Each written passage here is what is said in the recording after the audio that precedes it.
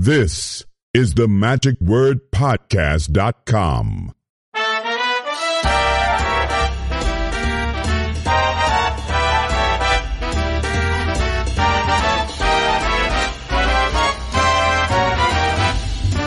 Hello, this is Scott Wells for the magicwordpodcast.com. You know, we just had the passing of another legend in magic, and that is Mr. Electric, Marvyn Roy. His wife had preceded him by many years, and Carol was always the love of his life and remained so throughout his years. Marvyn was born back in 1925, and he passed on the 1st of July in 2020.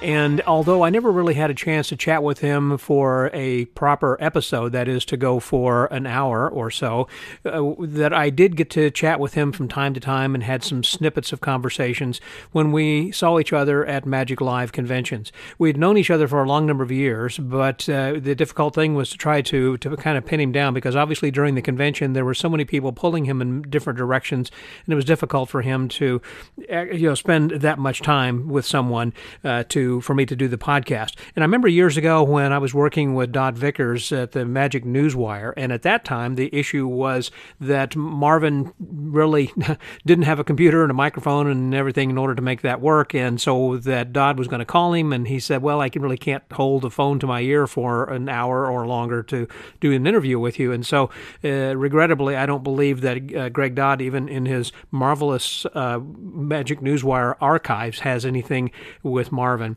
So what I've put together here are some snippets of some conversations that, actually all the conversations that I had recorded with Marvyn Roy, and these were conversations that had been, again, taken over the years at different conventions. One was going back to 2013 to Magic Live. The next one is going to be from day 3. Well, actually, that was the first day, actually, Magic Live 2013. Then the next one is going to be from day 3 at Magic Live in 2016. And then finally, from day 4, when we kind of get together for the grand finale, when everyone is departing, and that was in 2017 with Magic Live. So this episode is something I've kind of cobbled together real quickly, and I thought perhaps that you would enjoy hearing his voice and kind of some of the things we talked about. These were topics that were very high level. I mean, I would like to have dug deeper, certainly, but we didn't have time, and I always thought, well, there will be some time, and obviously there wasn't. And his career has paralleled with Walter Zany Blaney. They were born, I believe, in the same year. I'm pretty sure they were, and also that they had started their magic career about the same time and had continued for about 50 years. And, of course, Marvyn has a wonderful book that is out. When we first talked, in 2013, the book was not out yet, but, of course, it has since been published then by Mike Caveney, and I highly recommend that book if you haven't got it. The name of his book is Mr. Electric Unplugged by Marvyn Roy. It's a hardcover book, and, again, I highly recommend that, and I'm sure that you can pick that up from Mike Caveney, or you can get it through Amazon. And it really was a love letter to his wife and assistant for so many years, Carol Roy, who had passed many years before him. She had Alzheimer's, and it was horrible that she had to go that way. But nevertheless, he has now joined her, and so these are a few snippets of some conversations that we had that hope that you enjoy. I certainly enjoyed my time with him, and please enjoy my short conversations, some short takes with Mr. Electric, Mr. Marvyn Roy, here on The Magic Word. All right, well, Magic Live has not really started, but we just checked in over here just a short time ago at the Orleans, and I just checked in the room, got my picture taken for my photo and everything, so that's kind of cool. So I'm all registered as I did. Happen to run into Marvyn Roy, Mr. Electric. Hello, Marvyn. Good to see you. Hi, Scotty. It's good to see you again. Thank you. Yeah. Good to see you as well. I always say it takes a wedding or a bar mitzvah or a funeral to get us all together, or a magic convention to get us all together. Or magic convention. Yeah. Great. Going to be a great convention. I think it should be very good. Now, you come, of course, every time, for all the conventions. Then, well, I wouldn't miss it. I wouldn't miss it. This is your second home. Yeah, well, magic is a family. It is. And, we all come together. I don't know if it's in sickness or health or success or failure, but we always come together. I think it's the only performing arts form that has this camaraderie so much as magic has it. That's a very good point. There are people who are singers who can get together for choirs or different kinds of conferences or whatever and practice or compete or whatever, but I think they're more in competition with each other, whereas here there's more of a brotherly kind of a thing, and we share ideas and things, Magic is a love affair. I like that. That's true. From a professional point of view, if you don't love it, you can't make it. Yeah. But even from when guys are just, and I use this term, guys and girls, of course, an amateur or semi-professional one, you gotta love it. You gotta love it. It's got to come from you, right? You know, because it brings so much happiness to people. Whatever you, I don't care if you do a card trick or you do an act or whatever. It's always great to, as long as it's done well. Oh yeah. If it's not done well, we won't talk about that. Right? But that's why we're here to learn to do it better. Well, this is a unique convention. Yeah. No contests, no politics. Right.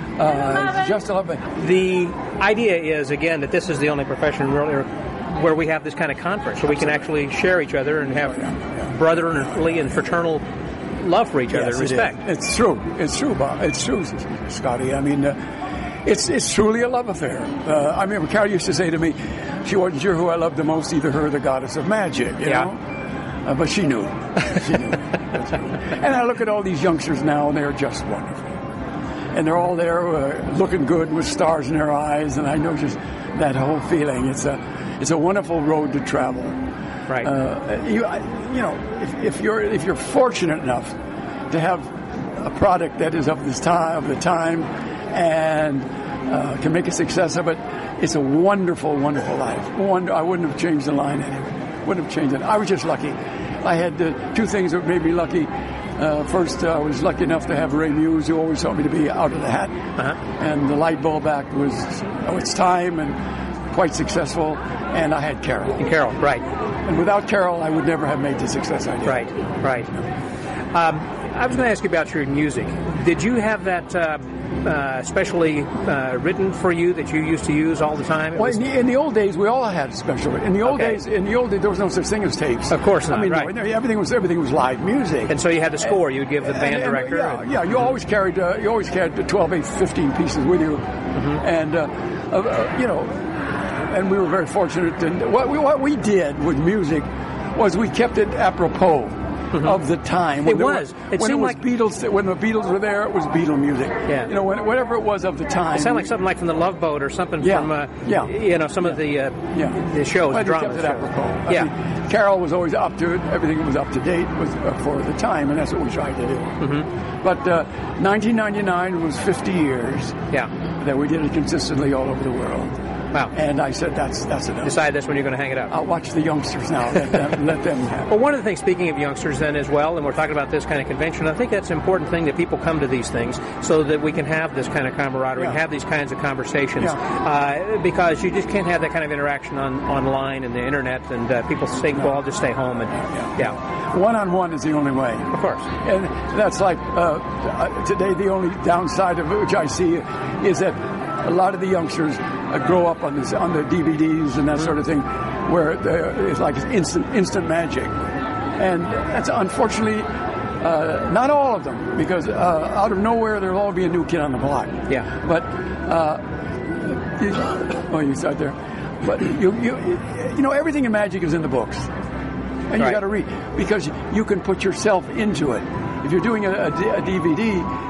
You copy. Right. And that's what they do. Well, that's what Roger Klaus always told me, your best investments in books. Yeah. No, books is the whole thing. Yeah. But, people say to me, or youngsters will say to me, well, how do you there's no living and there's no more magic, and how do you make a living? I said, I've heard that probably all your life thing since I started in magic. Yeah. I heard it when I was first saying, Marvin, why are you going into magic?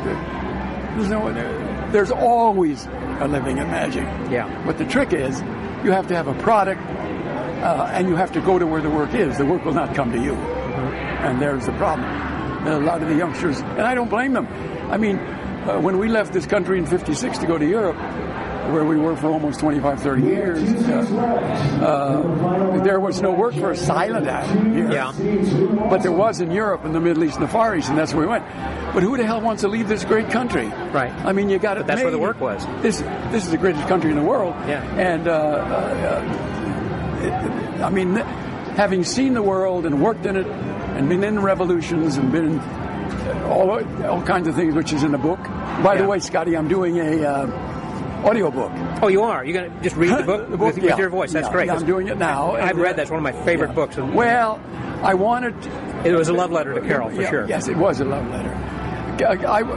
Mike Caven used to always push me because the book was published 10 years ago. Yeah. And boy, time flies. 10 years. And for those who don't know, the title of the book is Mr. Electric Unplugged. But there's a story on that too. Okay. But I wanted to do it, and basically he said to me, "Well, we'll get an actor to read it." And I said, "No, I wrote it. I'll read it." Yeah. But I didn't realize how much work it was, Scotty. It's 500 pages. Yeah. Of the when it was reprinted in big tape, and it'll run 18 hours. Recorded time. Right.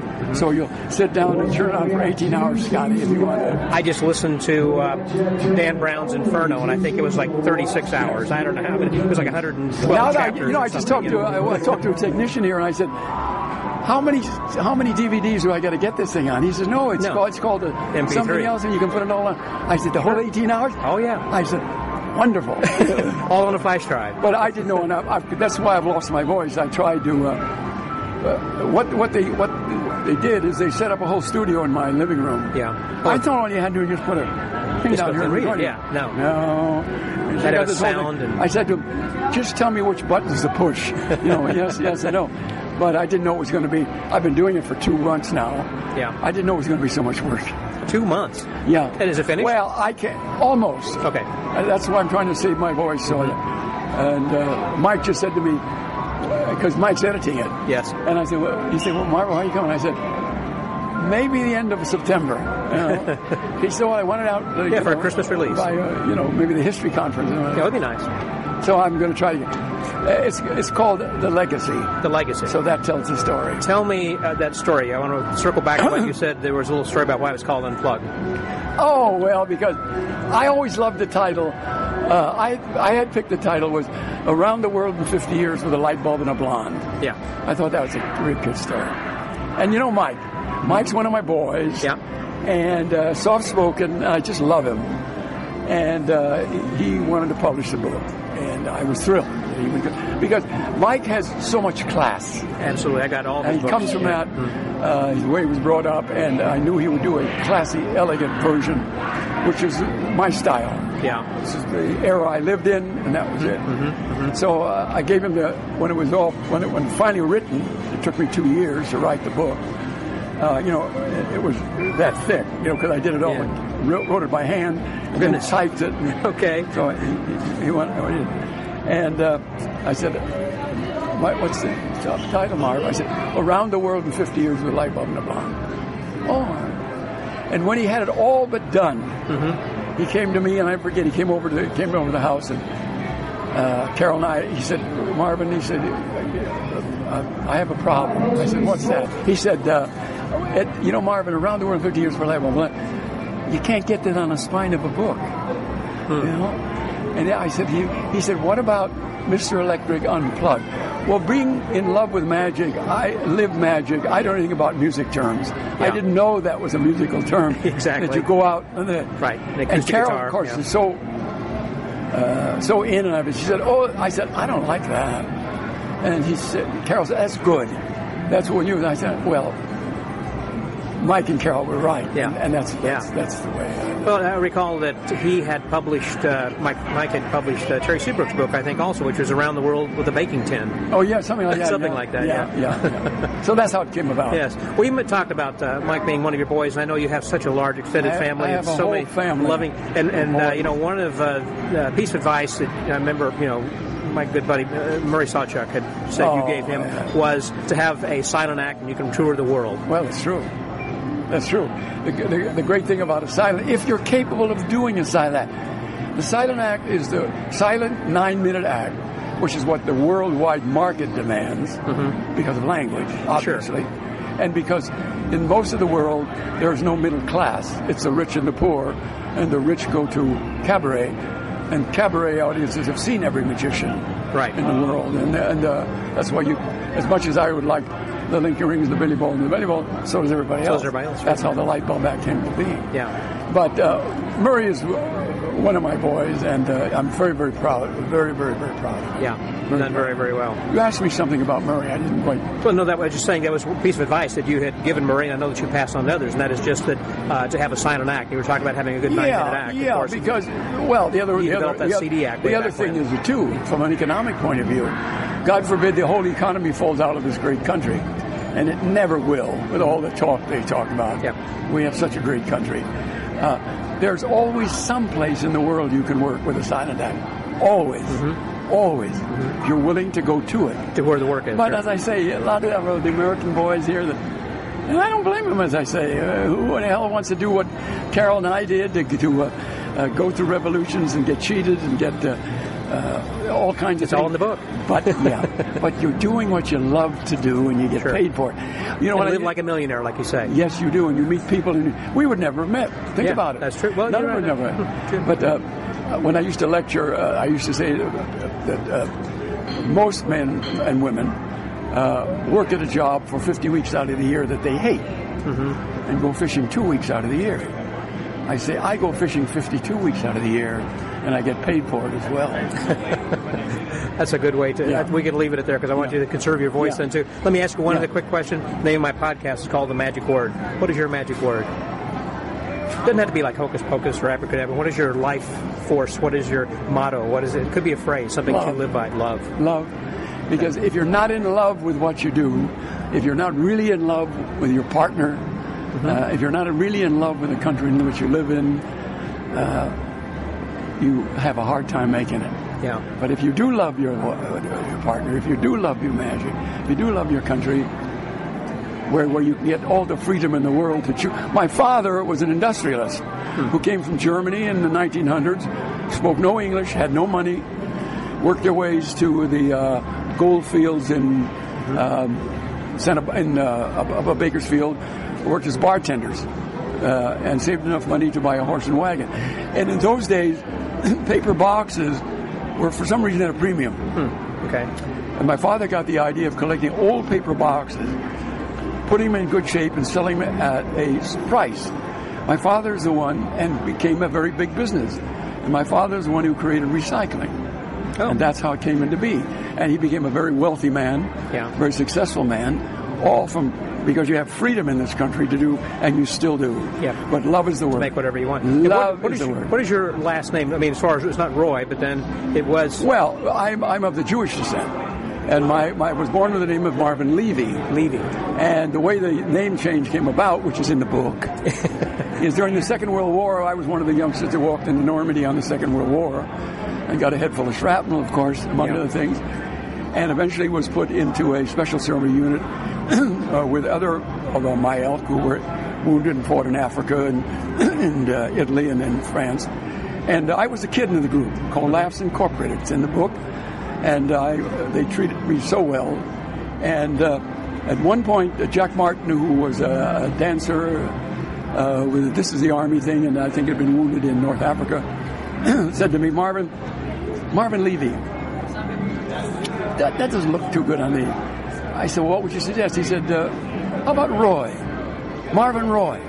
Got a nice ring to it. That's a great idea. Thank you very much. So it stuck.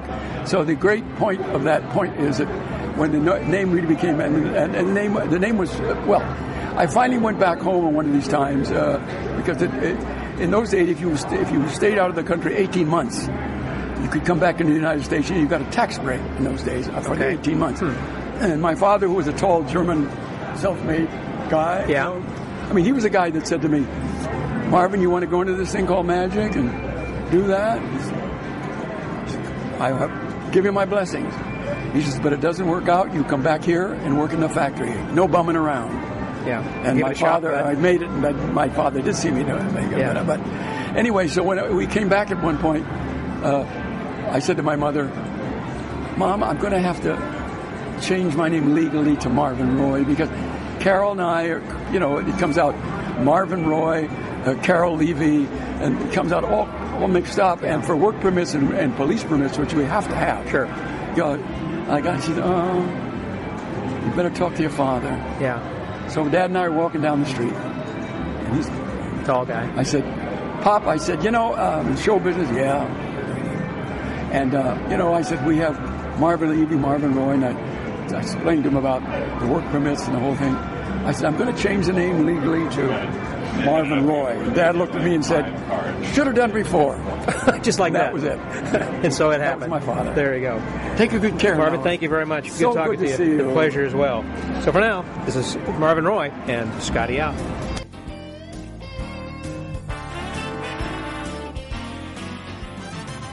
All right, Scott Wells for the Magic Get out Word of the way podcast. so we don't get mobbed. Oh, that's not a bad idea. Yeah, because people have been asking for photos and autographs and everything. I'm here with Marvyn Roy. So, hey, Marvin. Yeah, hey, it's a great convention. Isn't it? Tell us about it. What have you enjoyed? Well, it's so great because, first of all, Magic Live is out of the box. Yes. And they come out with great stuff, and the Cadbury for Magic Live has been together so long. That's why they put on great convention. Goes back to Long Beach Mystics when these guys are all good friends. It's all great. And it's great people, and I'm proud of Stan. He's one of my boys as well. So. I was going to say, now, were you a mentor for the Long Beach Mystics, Stan, and many of those guys back then at that time? No, but the boys all came to me. I mean, they because you lived in the same area in L.A. Yeah. No, the way I was, I mean, they would come to me, Stan Allen and Les Arnold and Mike Haveney, and they're all my boys. They're all my boys. They would come and we'd talk, and I instill in them the love of magic, and if you want to make a living, get on the ball. That's a great bunch of guys. You, I would have to say, are the father of so many magicians. I mean, being a person who has no children of your own with you and Carol, but the magic fraternity owes so much to you, and that those are your children. I mean, Murray always talks, and others, all these guys that you say, this is my boy and that's my boy, and says, I mean, you have such a family. Well, magic is a family. Magic is a family. Sure. And we all stand on each other's shoulders. Yeah. None of us are an island. Yeah. And the boys have all done very well. I instilled in them the love of magic, and to be gentlemen, and that sort of thing, and to work out of the box. Don't do what everybody else is doing. I don't care if you're an amateur or a professional. Don't do what everybody else is doing. Did you have a lot of people who copied your act back in the 70s, or trying to be a Mr. Electric or Mr. Jewel? Well, I think they tried, but it was. I mean, Houdini did, But it was too. What is the word I want there? Too complicated, and see the light bulb. You remember there was no. There was no what do you call it, rechargeables, and there was no batteries. There was no radio control. Yeah. We just had to work with batteries that existed. And it's amazing we got away with it, because we tear the batteries apart, put them back together, so that the amperage would be very high. Okay. Of course, you'd blow to make them brighter. Oh, brighter. Yeah. So, but of course, you'd blow a lot of bulbs. Yeah. And you'd blow all kinds of. It was a ridiculous way to go. But that's the way we made a living. So you had to carry almost as many. Work with you today. Oh, it was my pleasure, darling. Thank you. You had to carry so many batteries, almost as it was so heavy. We had to buy. Everywhere you went, you had to buy. Every country they were different. Now, I was going to say, did they have the same amperage and batteries? Oh, no, every country was different. So what did you do? Well, you improvised. You Mickey Mouse them, and got them all together, and oh, there's so many stories on that, and. Well, like one. Let's say that you're going to France or someplace, and you're going to be. Well, if you could say you're going. The thing about that in those days, in the 50s and 60s, the voltage varied. In other words, the next 9 minutes, the voltage could vary within those 9 minutes from 220 to 110. Okay. And that's not good. Well, it's not too good an idea. Hi, Kath. Hey. So the amperage was a lot different, you said. So, I mean, the voltage would change. Of course. Yeah. From. See, if I had the stuff that they have today,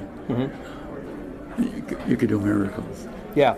We were doing stuff that you shouldn't do. But things today, people would think that is, electronic trickery. I had very good people in my cadre. I had a man named Ray Muse, it's Dale Hyman's grandfather, that taught me magic, and he always taught me to work out of the box and to be in love with magic. If you're not in love with it, you're not going to make it.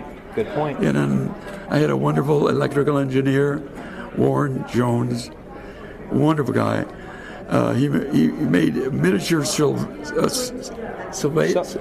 or salvage gear. Salvage gear, okay. Yeah, and just fabulous. And he just liked me, and he said, "Oh yeah, we'll horse around and stuff." Mm-hmm. But and of course Les Smith. Yeah. And so many people. Alan Wakeman. Now, when you had something and you were overseas and something would break, you had to have some sort of engineering knowledge yourself to repair certain things. Only what I was using. I didn't know. People say, "Oh, you must know a lot of electricity." No, I don't know a lot of electricity. I know what I'm doing. Yeah. And that's all you need to know. Yeah, sure. And I carried a soldering iron. And that was about it, huh? Oh, yeah. What else? What do you need? There wasn't else. Okay, yeah. Well, that had to be easier when you were going, I say easier, to do the Jewelry Act. Yeah, that was done. We did the Jewelry Act because we played the Lido in Paris so many times that I said to Carol, in my notebook, I have an act with jewelry. And I, she never said no to me. So we built that, and we did that all over the world. And but it was based on the Light Bulb Act, opening feature clothing, and that sort of thing. It was a wonderful act. It was tremendous. I had thought that you had developed that to work with Liberace. I did. Okay. No, I worked it for the Lido. Okay. And but then when we worked with Liberace, after doing the Light Bulb Act for 4 or 5 years, I said, "Lee, what do you think of this?" And I told him about the jewelry.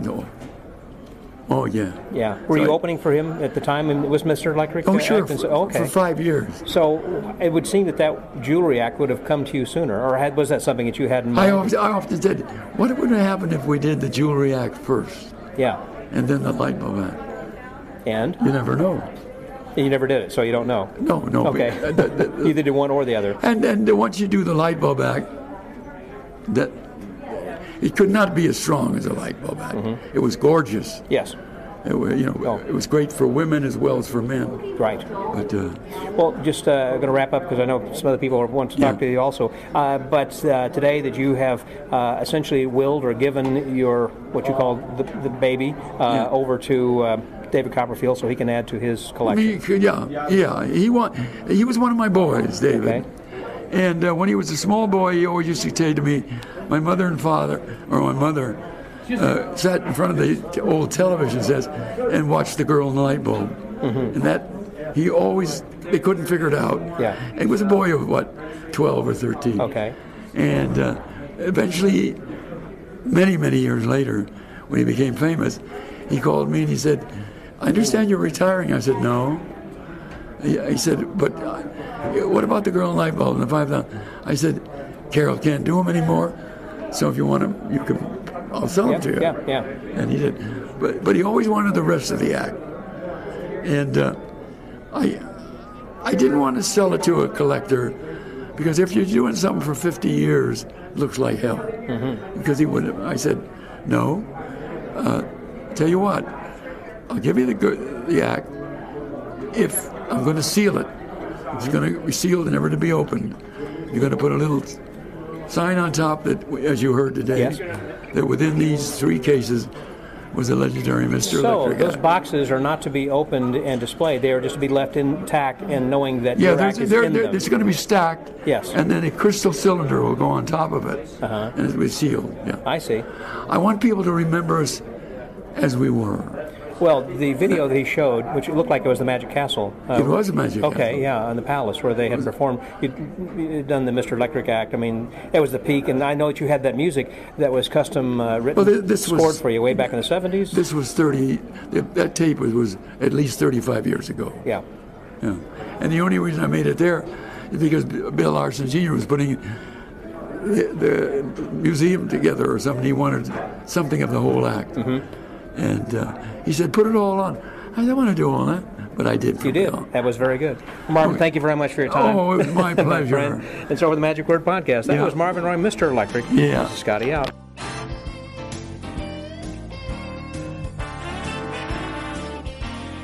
All right. Well, we are still kind of wandering around here at the final farewell party, and I'm here with someone I haven't seen until just now, and that's Marvyn, Mr. Electric Roy. Hi there, Marvyn. How are you? Hi. That was a great convention.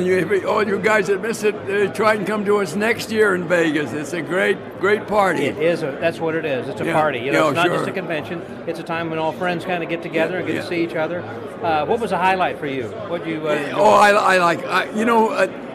Some people like this magic, and I like all magic. Yes. Carol used to say to me that she thought she wasn't sure who I loved the most, either her or the goddess of magic. I just enjoy seeing magic, and I enjoy in my time performing. But not anymore. That kind of reminds me. I was talking with Sarah Ballantyne, and she was about her dad Carl, and he said that Carl's love was magic and horse racing. That's why they named her Saratoga. That's a combination. Yes, I know that. Yeah. Yes. Well, we had over 1,600 here, I think. That's right, 1,600 plus about another 100 or so that were the performers and guests, I guess, that had come as well. But this had a little bit of everything. Whether you're an illusionist, you're a close-up guy, you're a mentalist, kid show entertainer. And some of it was way out of the box. Yes. For sure. They were. Now, speaking of the boxes, did you get a chance to go and do that Thayer illusion puzzle box thing? Yeah, I was there. Wasn't that fun? That was a lot of fun, yeah. Trying to figure out all the puzzles. Yeah, that was fun. And the guy that created that has a good gimmick there, because that way for presentation, for corporate work and everything. Yeah. Very, very clever. I guess talk about teamwork. It really gets people all together. Yeah. Well, it's a good sale. It's a good product to sell. Yeah. To corporate conventions and everything, because it gets them all interested. Yes. It's a clever idea they came up with. One quick thing, and I'm going to let you go. We'll finish up over here, and that was some years ago that you, Copperfield, ended up getting all of your equipment after you had retired and everything. Yeah. The other night we had a little party over at Copperfield's place for Walter Blaney. Oh, yes, I know. I just saw Walter a couple of hours ago. He's a very dear friend. I know. He was, because you guys, I think, started about the same time. I was in, this is going back to the 50s. Yes.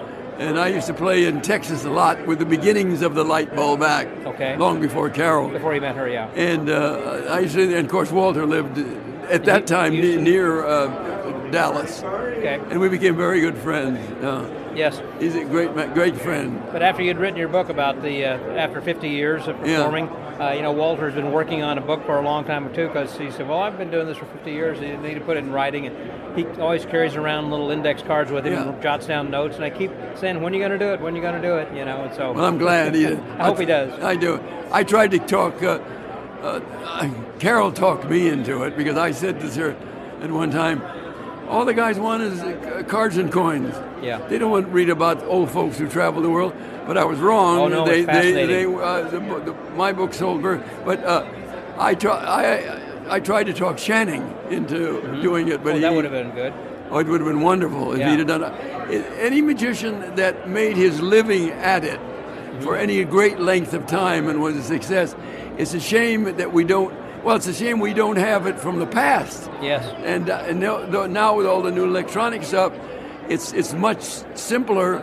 All you got to do is put a device in front of you and you can record. And I hope as years go by, and because there'll always be a new kid on the block. That's true. That somebody is smart enough, like Mike Haveney did to me, because he was the one who talked me into it. Yeah. Most professionals really don't want to put everything down on paper, because they feel that the guys growing up, they just want to do tricks, but in a way it's true, in a way it's not true. And I do hope in the future all the guys that do it and make it a success, that put it on, that record and put it on. Hi, Donna. For sure. Yes. Yes. So, yeah. But anyway, magic is a great world. And we're a great magical family, and I don't think there was any place in the world that Carol and I didn't go. We were almost 40 years, close to 50 years in Europe, and the Middle East, and the Far East, performing. Wow. In the 50s, 60s, and 70s. It's in the book. Yes. But there was always a knock on the door, and someone said, "You don't know me, Mr. Roy, but I'm a magician. Can I do anything to help you?"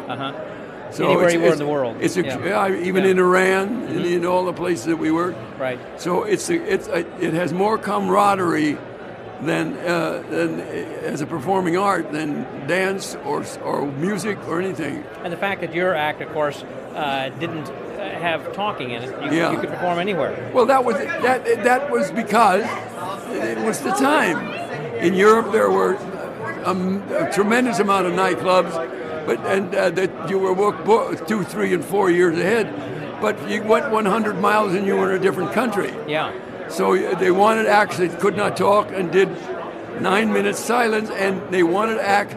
The people in those days that came, you got to remember, this is before television, before computers, right, before anything, and people went to cabarets, and cabarets in the Orient and in Europe were extremely expensive, and only very wealthy people went, and everybody went dressed, and it was a great life. It was a great life. Yep, of time gone by, unfortunately, but I'm glad that it's been recorded there in your book, and that's kind of what I'm trying to do with these podcasts, is to digitally leave them online. It's good. Get as many of the quote-unquote old-timers as you can while we're still here. Well, I appreciate it. But anyway, take good care. Okay, and thank you, Marvin. Live the magic. All the best to you. Bye-bye. Okay, for the Magic Word Podcast, this is Scotty out. Well, I hope that you enjoyed those last few words that we have with the late, great Marvyn Roy. Mr. Electric meant so much to so many, and he will sorely be missed in the magic community, and certainly seeing him and his bright smile at magic conventions. He always had such a nice word of advice to give to young people. He was always inspiring to them, and he was just one of the nicest guys. He'll be missed. So, till next time, stay well, get booked, and aloha, my friend. This is Scotty out.